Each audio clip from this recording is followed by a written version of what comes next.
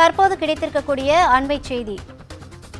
அண்ணா பல்கலைக்கழக விவகாரத்தில் குற்றவாளியாக கருதப்பட்ட ஞானசேகரன் வீட்டில் குடியிருப்போர் வெளியேறுவதற்கு அறநிலையத்துறை கெடு விதித்துள்ளது. இதுகுறித்தான கூடுதல் விவரங்களை வழங்குவதற்காக நமது செய்தியாளர் சுப்பிரமணியன் இணைப்பில் இருக்கிறார். வணக்கம் சுப்பிரமணியன், கூடுதல் விவரங்கள்.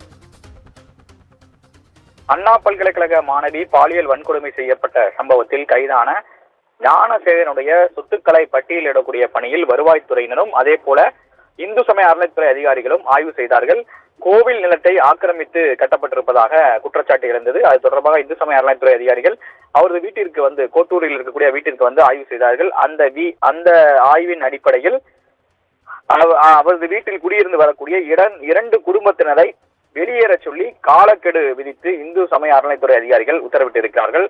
குறிப்பாக திருவான்மையூர் சீனிவாச பெருமாள் கோவிலுக்கு சொந்தமான இடம் என வருவாய்த்துறை அதிகாரிகள் விசாரணையில் தெரிய வந்துள்ளதை அடுத்து இந்து சமய அறநிலையத்துறை அதிகாரிகள் அதற்கான காலக்கெடுவை கொடுத்திருக்கிறார்கள். ஞானசேகரன் வீட்டில் 2 குடும்பத்தினர் வாடகைக்கு வசித்து வரக்கூடிய நிலையில் அவர்களை வீட்டை விட்டு வெளியேற சொல்லி இந்து சமய அறநிலையத்துறை அதிகாரிகள் காலக்கெடு விதித்திருக்கிறார்கள். ஜனவரி மாதம் இறுதி வரை காலக்கெடு விதிக்கப்பட்டிருப்பதாகவும் அவர்கள் வீட்டை விட்டு வெளியேறிய பின் அந்த நடவடிக்கை தொடரும் என இந்து சமய அறநிலையத்துறை அதிகாரிகள் தரப்பில் தெரிவிக்கப்படுகிறது. கூடுதல் விவரங்களுக்கு நன்றி சுப்பிரமணியன்.